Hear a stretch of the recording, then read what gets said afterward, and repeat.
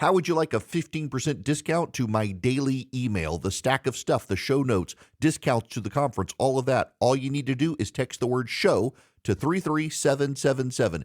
You'll get the annual subscription with a 15% discount to my daily email. You'll get the stack of stuff, the links to the show notes, discounts to the conference, and so much more.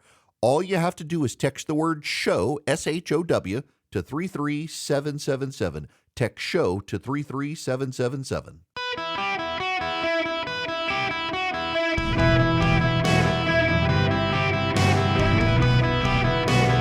Welcome to the Eric Erickson Show podcast, Hour 1.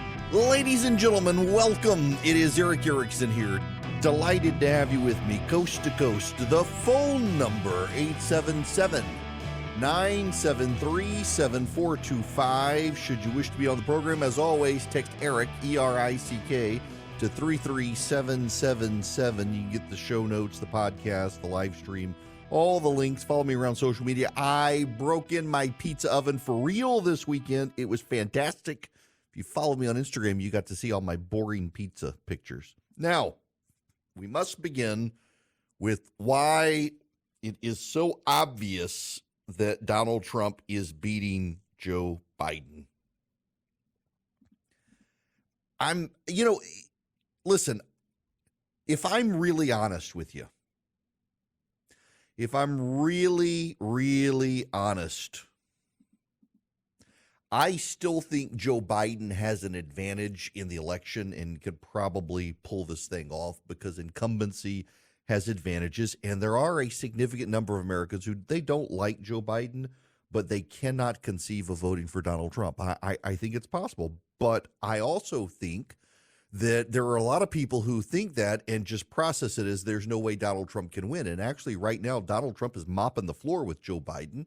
And if the election were held today, Donald Trump would win. And there are so many Democrats who can't conceive of the possibility of Donald Trump winning that they're dismissive of anyone who says he can win. And they shouldn't be. It is a fool's errand to think that there's no way Donald Trump can win. He can very well win this election and probably will win this election for this reason. Joe Biden is captured by the progressive base that increasingly alienates Americans.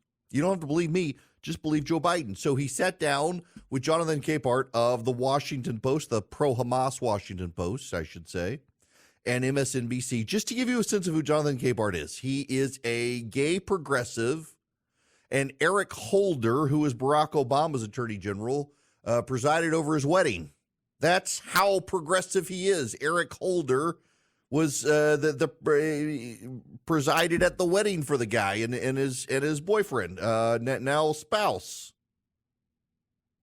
And Joe Biden likes to sit down with the guy because he gets these softball interviews. And Jonathan Capehart, progressive MSNBC host, was able to softly bully Joe Biden into apologizing for having used the word illegal to refer to Laken Riley's murderer. I noticed the look of surprise on your face when you walked into the chamber and you saw Congresswoman Marjorie Taylor Greene. It was priceless. You feigned shock at seeing her. But during your response to her heckling of you, you used the word illegal when talking about the man who allegedly killed Laken Riley. An undocumented person. And I shouldn't have used illegal. It's undocumented. And look, when I spoke about the difference between Trump and me, one of the things I talked about on the border was that the way he talks about vermin, the way he talks about these people polluting the blood. I talked about what I'm not going to do, what I won't do. I'm not going to treat any of these people with disrespect. Look, they built the country. The reason our economy is growing. We have to control the border and more orderly flow, but I don't share his view at all. So you regret using that word? Yes. Why do you regret using the word illegal for illegal aliens? This is a word that millions and millions and millions of Americans in Wisconsin and Michigan and Pennsylvania, in Georgia, North Carolina, and Arizona, and in Nevada that they use. They are crossing the border illegally.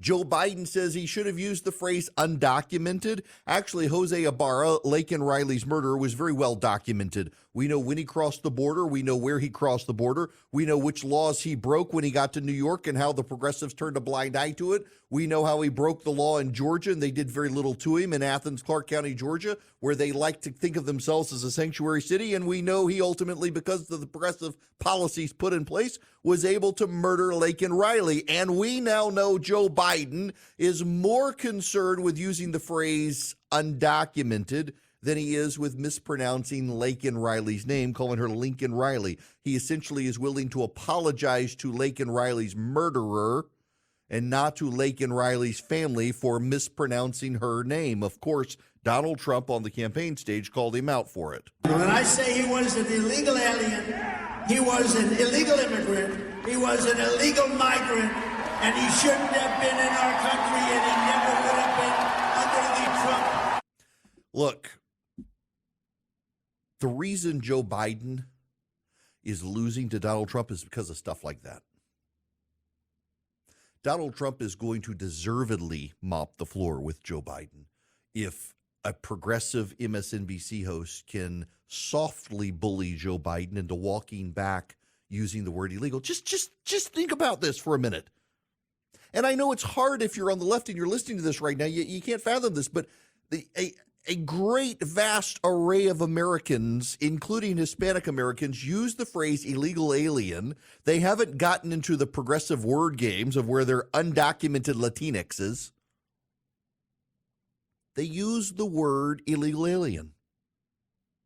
They're not racist. They're not bigots. They're everyday Americans who aren't going to change words to avoid offending the sensibilities of mostly white progressives who use the word Latinx. You know, Jonathan Capehart, I guarantee you, has used the word Latinx unironically. Joe Biden can't win re-election being that captured by the base of the Democratic Party. So Kara Swisher is a progressive.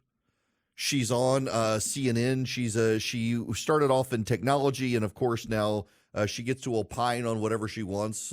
And Kara Swisher had this to say on CNN about how Joe Biden should respond to Donald Trump. If he's going to be shameless, which is his greatest asset, the shamelessness of him, is then Biden has to get in there very hard and go rapist, racist, fascist over and over and over again. And then the trials are happening at the same time. He's just had to pay, he's just $93 million poorer right now, and just hammer it in with those three things: rapist, racist, fascist. He's going to lose if he does that. Rapist, racist, fascist. That plays well to progressives. And in fact, in this circle of jerks on CNN, everybody's nodding along. Yes, very seriously. Yes, he should do that. He's going to lose if he does that. He's going to lose because he's not taking on Donald Trump. He's slandering Donald Trump, and progressives will say, no, he's not. He's telling the truth. Americans don't care about that. Americans care about the fact that the border is being overwhelmed, and Joe Biden is more upset about calling an illegal alien than he is the border. Joe Biden is losing because Americans understand the costs of inflation. Americans understand the economic morass that Joe Biden's economy has us in. Americans understand that they're not better off than they were 4 years ago. They feel less safe. They feel less secure financially. They feel less secure in their homes. Do you know, in Pittsburgh, Pennsylvania, police stations will no longer be staffed from 3 a.m. to 7 a.m. Police will no longer respond to calls for theft and burglary alarms going off. Do you think that's going to help Joe Biden? Do you think it's going to help Joe Biden? I don't think that's going to help Joe Biden at all. And meanwhile, Joe Biden is on television apologizing for using the word illegal alien. There is a vast disconnect between progressives and America. You know, Charles de Gaulle, the French leader, one time commented that there was Paris and there was France. Increasingly in the United States, there are progressives and then there are Americans.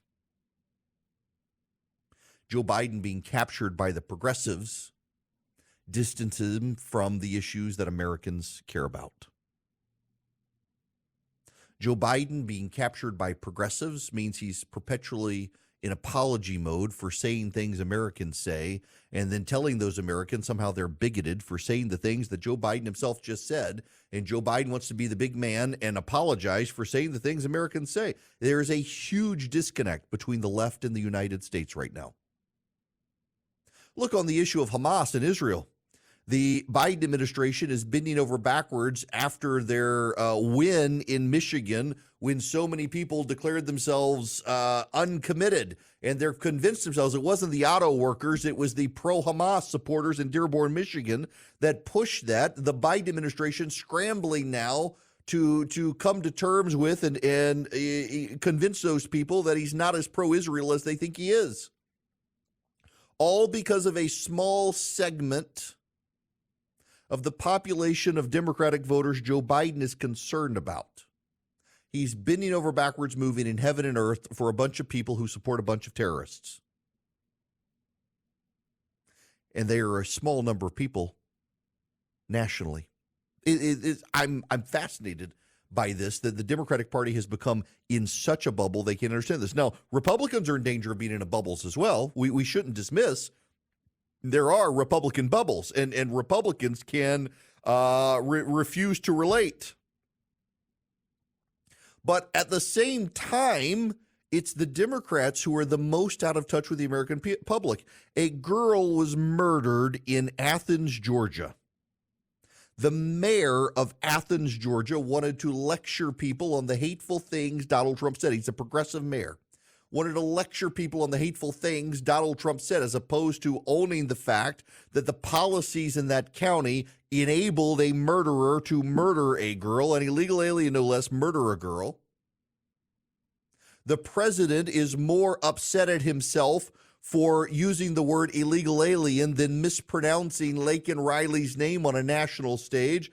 The press and progressives have done their best to just treat her death as a statistic and say, well, more legal people murder than illegal people. More legal Americans are murdering people than illegal aliens. There's no problem here. Really, she's dead. That's a problem.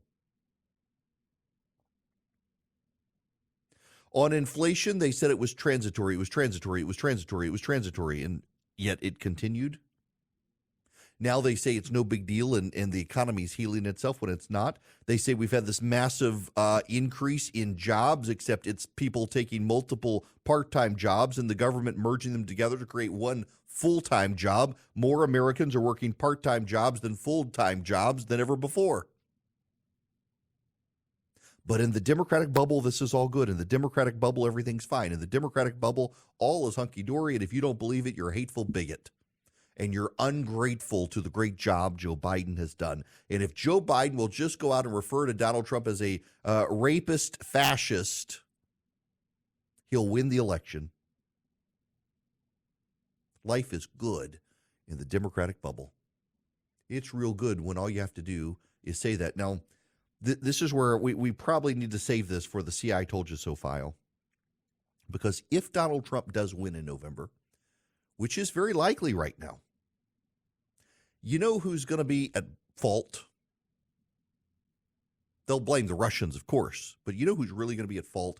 If Donald Trump wins in November, it's not going to be Joe Biden. They're not going to go after Joe Biden. They're going to go after you. They're going to attack you. They're going to blame you. You'll be the racist, misogynist, hateful bigots who put Donald Trump over the edge. You were more concerned about your family and your 401k than you were democracy. Shame on you, you hateful bigots. You can see this in their tone already. You can hear it in their tone. You can see it on television. They're going to blame you. If Donald Trump wins, it's your fault because you hate America. Progressives can never acknowledge that they and their policies are what's broken and wrong. It's got to be the people, and they would prefer a different people, which is why they're allowing so many to flood across the border, and that is going to cost Joe Biden dearly in November. He's too captured by the progressive base to make a case to the American people for his reelection. Hello there. Welcome. It is Eric Erickson here. The phone number 877-973-7425. Should you wish to be on the program, delighted to have you with me. Y'all, this weekend, I needed to sleep. And I have to confess to you, after traveling so much last week, my daughter didn't get back from Arizona for her class trip till Friday night. We were just exhausted all weekend. We skipped church. It was spring forward. Can this be our last spring forward? Is our Congress capable of doing anything the American public wants? I am exhausted, and I had to give up an hour of sleep because our stupid Congress decided to manipulate time, which our founding fathers decided Congress should have the power to do. Y'all, we got to stop this spring forward fallback. And at this point, I don't care. Pick one. Whether fallback, I kind of like spring forward because I got more time to play golf after work, even in the winter. But I don't care. I want us to be done with it. Can we not be done with it? Now, years and years ago, they did, in fact, get rid of fallback spring forward, and it caused an open revolt because they went with spring forward, and it was dark in the mornings, and the people were all like, oh, man, baby's going to get run over when he's standing out for the bus. Yeah, legitimate concern on occasion. It has happened, but also not that often. And I think it would be great for the tourism industry. This is why all the people in Florida want to stick with spring forward, because it stays light in the evening later. It allowed me to make my pizzas late into the evening with some sunshine. But I don't care. I'm just tired, and I'm aggravated by this stupid spring forward fallback thing. So can we please, for the love of all that is decent and holy members of Congress, can you please pick one and just go with it so we can stop? There are, like, Arizona. Arizona didn't do it. The people of Arizona are sane. The rest of us driven mad by this constant nonsense of time changes twice a year. There's no reason for us to do it. There's absolutely no reason for us to have to do it. That's all I'm saying. I'm tired of it. Now, what I'm not tired of is telling you about the Eden Pure Thunderstorm. Oxy technology. It destroys viruses, odors, mold, so much more. Thousands of 5-star reviews. I travel with one. So if you're new to the program and you don't know what the Eden Pure Thunderstorm is, it is an air purifier, but it does more than that. It eliminates, without filters, it eliminates odors, and it works so well. I travel with it. You can hold it in the palm of your hand. You can plug it in with a USB cord in your car, or just plug it directly into the wall with an outlet, and it works. Like if you've got smoke someone's been smoking in a rental car or a hotel room, you fire it up and it wipes out those odors. You got wet dog odors, litter box odors, frying odors, cooking odors, musty odors in your house. The Eden Pure Thunderstorm can wipe it out. And right now, you can get 3 of them and save $200. All you do is go to EdenPureDeals.com. The discount code on the front page of that site, you put in ERIC3, ERICK, the number 3. You save $200. You get 3 Eden Pure Thunderstorms. It's a fantastic deal. The Eden Pure Thunderstorm 3-pack. Whole home protection. Upstairs, downstairs, your basement, your travel bag, wherever you need them. EdenPureDeals.com. Discount code ERIC3, ERICK3. Greetings, welcome. It is Eric Erickson here across the nation. The phone number 877-973-7425 if you want to be on the program. Now, importantly, I gotta raise a red flag for you here, because if you will text the word data to 33777, not only can you get the show notes email, but you can also pre-order my new book, You Shall Be As Gods. And you should absolutely pre-order my book. And we're working on figuring out how to do book signings and stuff when the book comes out later this year. It is about how the rise of secularists, they have become their own religion. It is worth ordering. Now, again, the phone number 877-973-7425. I want to go to the phones, and Wesley, you're going to be up first. Welcome. Yes, sir. I have the best solution for the time change. They need to split it by 30 minutes and never change it again. Yeah. I guess we could do that, and why not? Just say, how 5 o'clock is now going to be 5:30. Yeah, simple solution. Yeah, I could go for that. I mean, look, so I'm kind of with Marco Rubio and Rick Scott on this one, that leaving it spring forward and let's just never have the change again. We would have later in the evening daylight. And look, there are times of the year, even now with fall back, or regular time instead of daylight saving time, where it's dark in the mornings and kids are surviving. Kids aren't getting run over by the buses. I don't mean to make light of in fact, very recently near me, a little girl was killed by a driver waiting for a school bus in the morning. It happens, and it was like light out. I don't want to make light of it, but at the same time, I'm tired of it. There's no reason for it at this point. It was originally designed to daylight saving to push light into the evening or in the mornings and in the wintertime, and supposedly it saved power, and they blamed the farmers and said it was the farmers. It's all a bunch of nonsense. Let's just get rid of it. Okay, back to the phones, 877-973-7425. Greg, you're up next. Welcome. Hey, Eric, prayers for you, Christy, and the family. Thank you.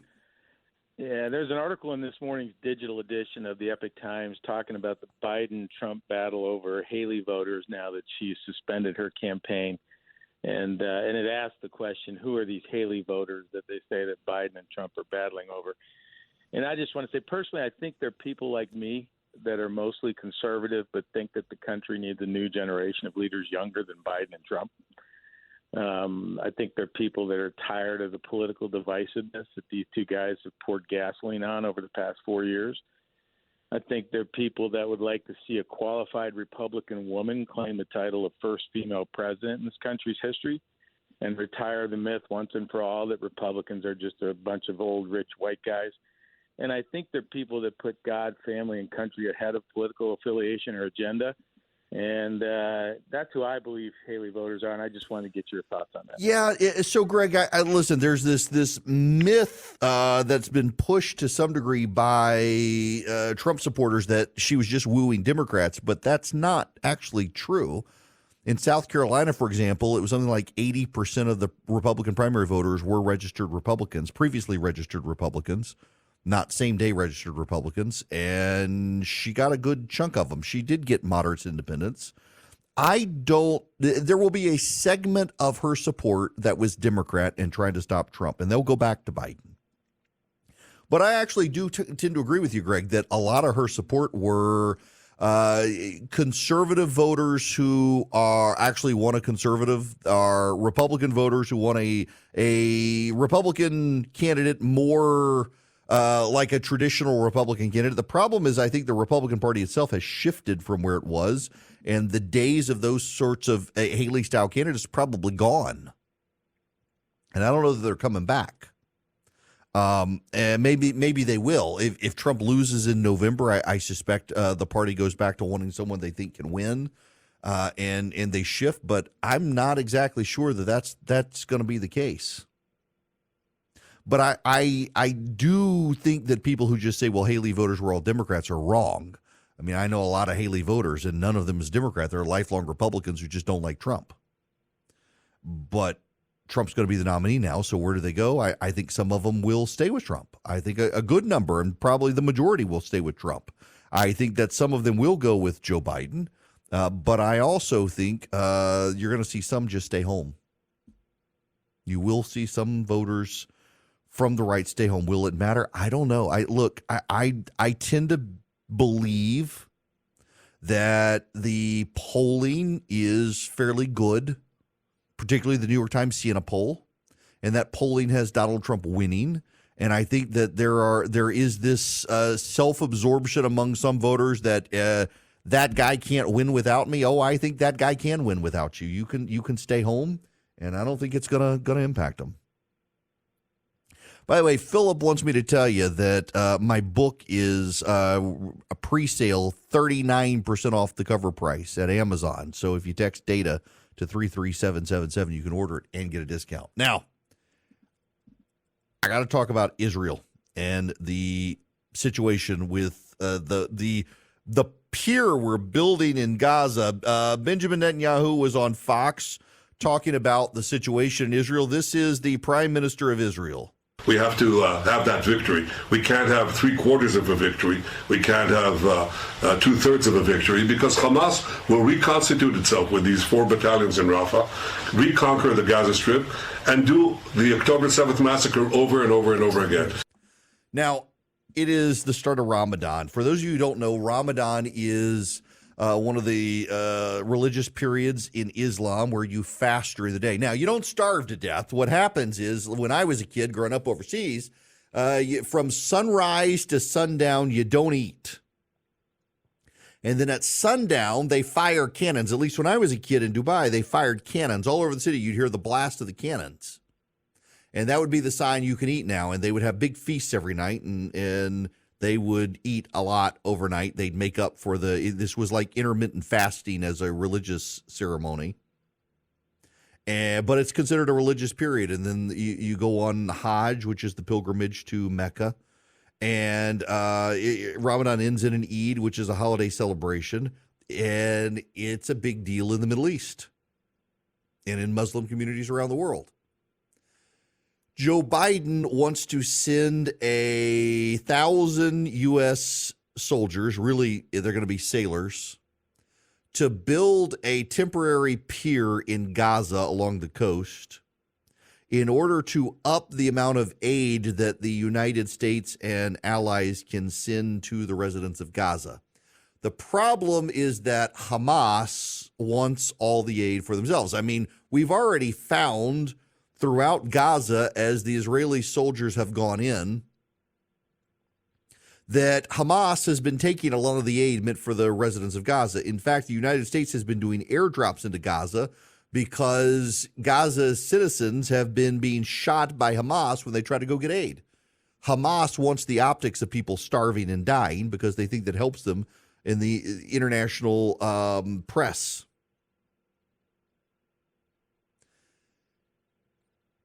I think we need to allow Israel to do what Israel needs to do. Israel has actually done a very good job of respecting life and minimizing casualties.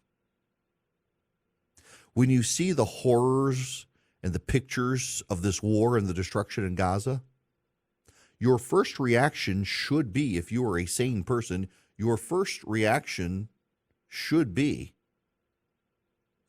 Hamas caused this, not Israel. It's notable the anti-Semites out there who refuse to blame Hamas, who believe Hamas has no agency. I don't know that we need to be sending 1,000 sailors to build a temporary pier to allow in aid to Gaza, particularly without congressional authorization. We're just bypassing Congress here. And notice progressives in Congress who all the time scream about the president bypassing Congress for military operations are strangely silent. And let's be honest here, a lot of this is going to go to Hamas. A lot of the aid is going to wind up going to Hamas. We're going to be feeding and supplying the terrorists who are going to exempt themselves from the restrictions of Ramadan to not eat or drink during the day. You know they are, because they're fighting Israel. I'm deeply disturbed at the revisionist history by a lot of people in the media on this. You know, there's a report out, I read it over the weekend, now I can't remember where, but after what happened in Michigan and the uncommitted vote for Joe Biden, the Biden administration began scrambling, and the State Department began realigning its positions when it comes to the Middle East. Now, this is a big red flag for me, that the Biden administration is looking at the political consequences of what happened in Michigan with the uncommitted vote and realigning American policy in the Middle East to save Joe Biden's skin. Now, what does all this mean for you? Well, in Michigan, there's a large Muslim population in Dearborn, but there's also a large auto worker population. And Joe Biden is killing the automotive industry. But the Democrats have interpreted what happened in Michigan as a loss because of Israel. And it's not really a loss. He won Michigan. It's just 15% of voters said they're uncommitted. And Joe Biden and his team read that as these voters may not show up for him in November, and they got to do something. And screw the auto workers. They're concerned about the people who support Hamas and the terrorists. They're concerned about the anti-Semites in Michigan. So the president of the United States, just so we're clear, just so everyone is on the same page here, because so many people in Michigan voted uncommitted in the Democratic primary, Joe Biden is going to realign the policies and positions of the United States to be sympathetic to fund and supply aid to Hamas, a terrorist organization, lest the anti-Semites oppose him in November. That's what's going on with the Biden administration. We shouldn't dance around it. It's condemnable. And now he's going to send 1,000 American troops to be sitting ducks to be targeted by Hamas so that they can build a pier and rush aid to Gaza, which is going to wind up in the hands of Hamas. And they're trying to tie the hands of Israel and not allow the Israelis to engage. The bottom line here is that none of this would have happened except for Hamas. And now Hamas's leadership has come out and said, oh, we couldn't imagine Israel would respond so forcefully. You killed 2,000 Israelis in a surprise attack during a time of ceasefire. You broke the ceasefire, and now you're upset that Israel wants to wipe you out. Israel should wipe Hamas out. Remarkably, Joe Biden, in his interview with Jonathan Capehart, where he apologized for using the word illegal alien, phrase illegal alien, he also said that the reason Hamas wants a ceasefire so that it can regroup and survive.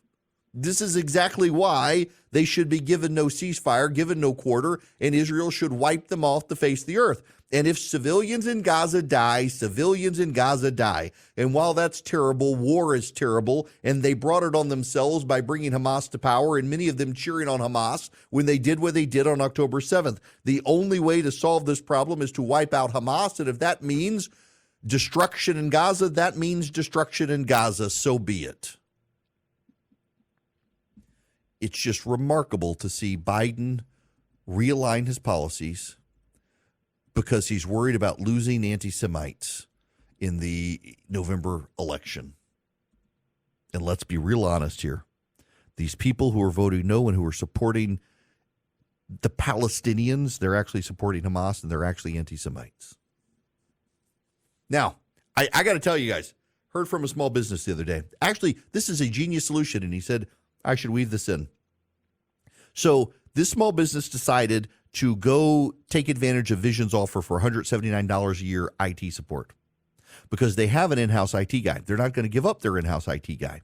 But what they found is that their IT guy is so overwhelmed with stuff that he shouldn't have to be spending time with, that he can't spend time with the cybersecurity issues he needs to spend time with the networking issues he needs to spend time with. And so this company paid $179 for a year, not for a month, for a year. And now his employees can call Vision Computers and they can get their basic IT support. Vision can remote in, they can screen share, they can help with email, they can help printer support. So the IT guy's resources are freed up to handle the big tasks that are needed in-house, and Vision handles everything else. You can do this for your business as well. $179 a year. It's visioncomputers.com, visioncomputers.com, or 404-COMPUTE. And by the way, they can work with any business in the United States, not just Georgia where they're located, but anywhere nationwide. You can call them at 404-COMPUTE, and then your employees get Vision's number. And when they have an email problem, a printer problem, a general computer usage problem, instead of calling the IT guy and wasting his time, that's what Vision Computers for. You call them and let Vision Computers navigate them through the process, navigate them through the issue, can even screen share with them and remote in and take care of their issues. So the IT guy resources are freed up for security and networking, and Vision's resources are deployed to help your employees stay productive.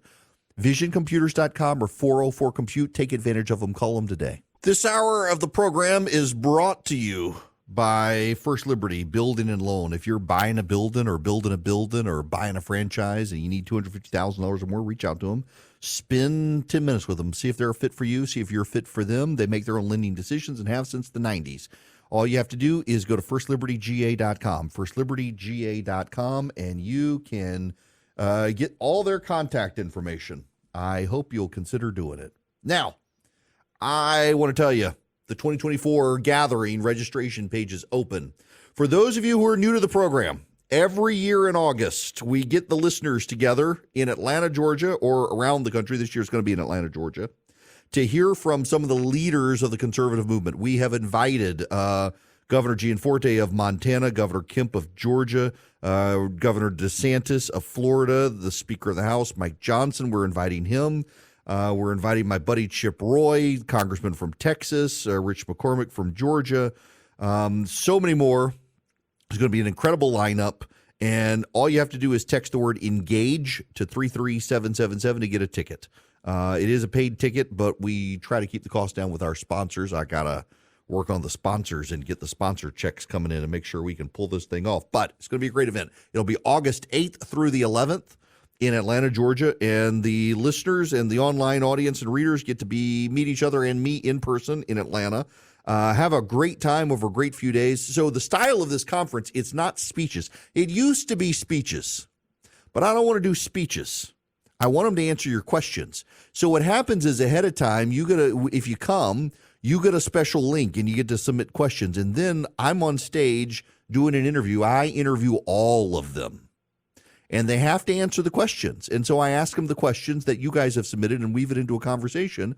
So they can't filibuster. They can't hem and haw. There's no speechifying. They're actually sitting there having a conversation with me, answering questions from concerned conservatives from around the country. It's a fantastic event. I'd love for you to be a part of it. All you have to do is text the word engage, ENGAGE. Text the word engage to the phone number 33777. I will send you a link back, and you can register for the event and be with us in Atlanta. It's a fun time over a few days. Now, can I just mention one last time here, before I move on to everything else, poor old Katie Britt and her performance at the State of the Union. It has become memeified and ridiculed by Saturday Night Live, and they did a good job of it, y'all. It was terrible. A viral video has gone out showing her talking to people before her speech. And then the speech, what's remarkable is that the Republicans flubbed it so bad, put a Republican woman in the kitchen in Alabama, that nobody's even talking about Joe Biden's speech anymore, but everybody's still laughing about Katie Britt. That's how bad it was. You know, the media is going to continue to ridicule it, but even the media wants to move on from this stuff. It was a bad speech. It should have never been done. And now this too shall pass. It's not going to be held against her, but I wish the Republicans would rethink this stuff. It was a no-brainer. They should have had Donald Trump do it since he's the nominee. It would have been far more entertaining and engaging. The fact that people are talking about it still today is just something. When we come back, we got to talk about TikTok. Yes, TikTok.